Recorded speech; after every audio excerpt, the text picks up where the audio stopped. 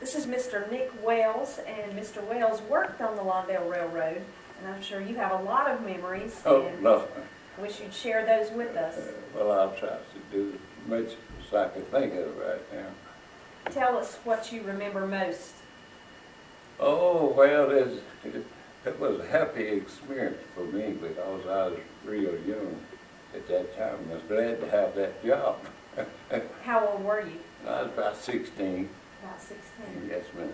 Tell us about your job with the railroad. Oh, well, when I first started, I was just kind of a handyman, this.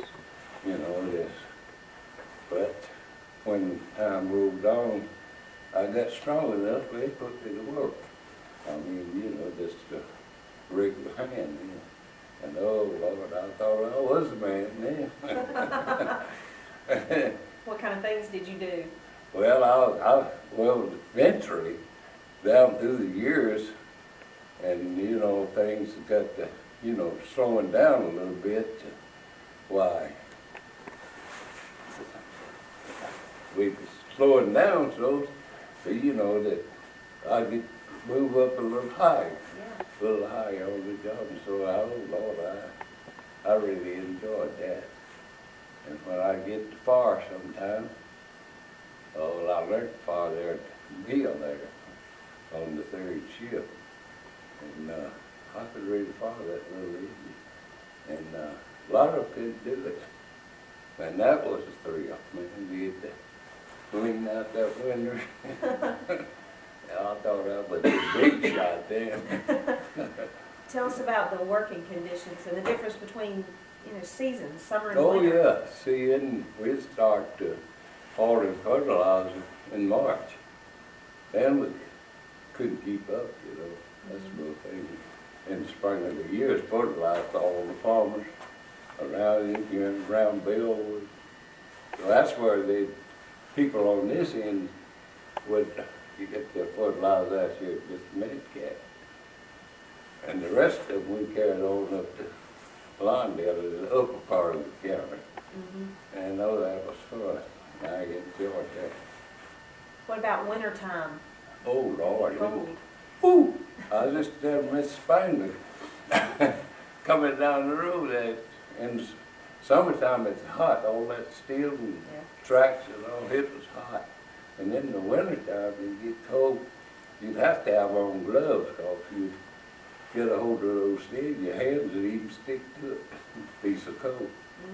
And it was rough in the wintertime. But when I first went on there, them frosty mornings, why, you'd have to get out there. They call it a cow catch in front of the engine.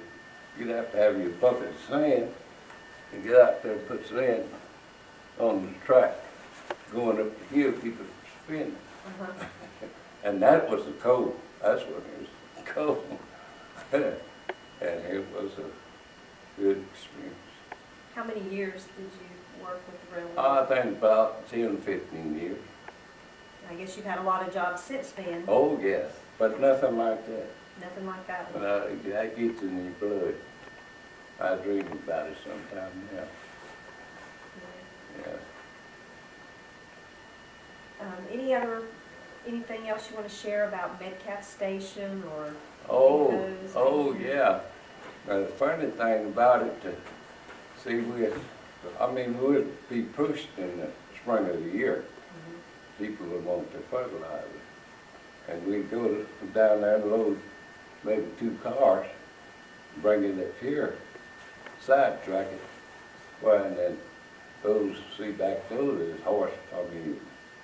wagons, horse and wagons, mules. And sometimes, that plates would be full of wagons wanting to get the fertilizer. And when they see that train coming, some of the mules, oh Lord, they'd go to a bucket and run it up a bucket. And that was exciting, that was fun. What do you remember about Mr. Metcalf? Oh, he was a nice fellow. He was nice, and he thought a lot of me. And a lot of times we'd have to just run a coal train, wouldn't have to transfer nothing on our part by I'd go out, I was good about finding rabbits. And Mr. Mayfield, he carried a little pistol in his pocket all the time. And I'd go out, walk around, find the rabbits, and he'd come back and get him. He'd kill that rabbit for me. and on them cold, just hauling cold, but I didn't have to do nothing, just walk around, just mess around, switch it back and forth. And yeah, I'd want me a rabbit, I'd go find me one and kill it. Yeah, he thought a lot of things. How does it make you feel to see Metcalf Station? Oh, that brings back memories. And since they got that boxcar out there, now it do really. Yeah. Well, we appreciate your taking your time to share your Well, memories I'm with glad us. to, anytime. Be glad to. Thank you very much. And thank you.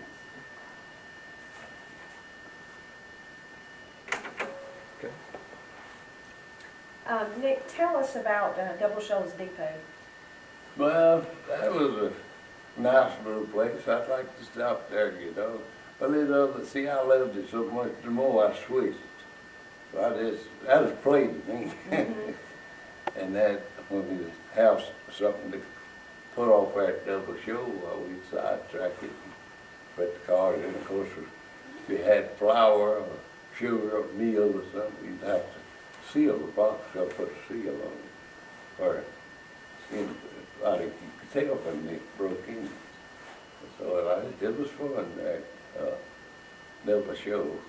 It was a nice little place there. And we'll forget that place. The cinders that were coming out of the stacks. Oh, I was telling Mrs. Spangler about that. I was thinking about it coming down the road. And it's dry like it is now. And the smokestack, that exhaust was bringing them cinders out there, and they'd be red hot, and they'd fall off before they'd set the grasses on fire. We'd have several grass fires along this time. I guess that created some excitement. Oh, yeah. What about doubling the hill? Doubling the hill? What do you mean by that? Tell them about going back and picking up the cars when they couldn't make it all the way up. Oh yeah. When we was overloaded, we'd always carry 2 coal cars in front of the engines. And we'd have to stop at the bottom of the hill, take the 2 cars up to the top of the hill, then come back and get the rest of the load, because we couldn't bring it all up at one time. So that was a lot of experience. And one of the cars two of the cars got loose up there at the top of the hill before you go in Lawndale. And told them not to pull the pin, because one of them brakes wouldn't hold good. They didn't have much brake. Every time he got up to the top of the hill, pulled that pin, I don't know what he think. He couldn't stop him. And he was downhill all the way into the Lawndale, into the mill. And those cars got loose, and I guess they was making 50 miles an hour when they went into Lawndale. And they were off the track, and then they run into the river there at the border and knocked the car out. And that was the experience. I bet so. Yes, it worked. Okay, thank you. Well, thank you. Mr. Wells, tell us about your typical day on the job with the railroad. Oh, all of them was typical. What kind of things did you do though, on a typical day?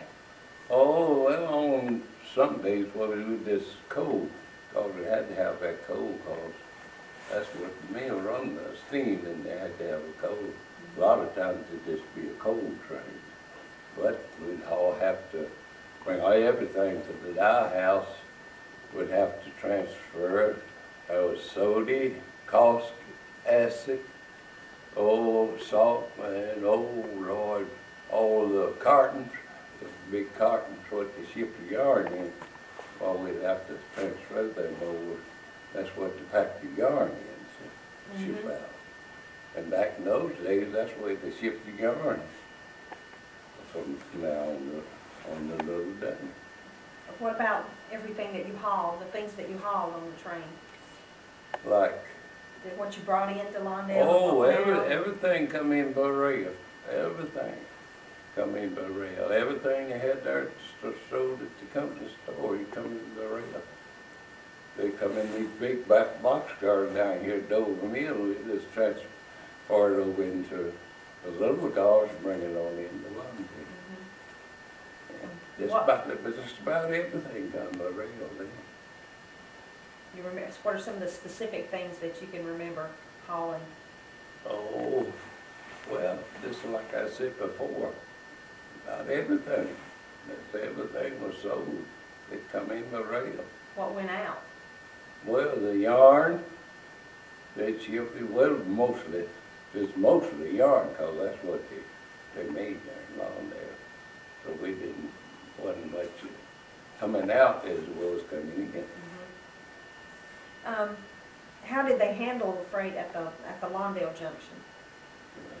How did they handle it? How did they handle it, yeah? Well, see, our job was come down here and load it, take it into Lawndale, sidetrack it, and the rest of them was unloaded, you know, what they needed, while they take it out, take it to the store, wherever. Well, they had a warehouses up there for everything that come in. So we just parked the cars there at the warehouse. We was done with that. That's a good thing. How long were your days, the days that you worked? Oh, on a coal train, it wasn't, well, we'd leave out about 8 o'clock. We'd get back in about 1.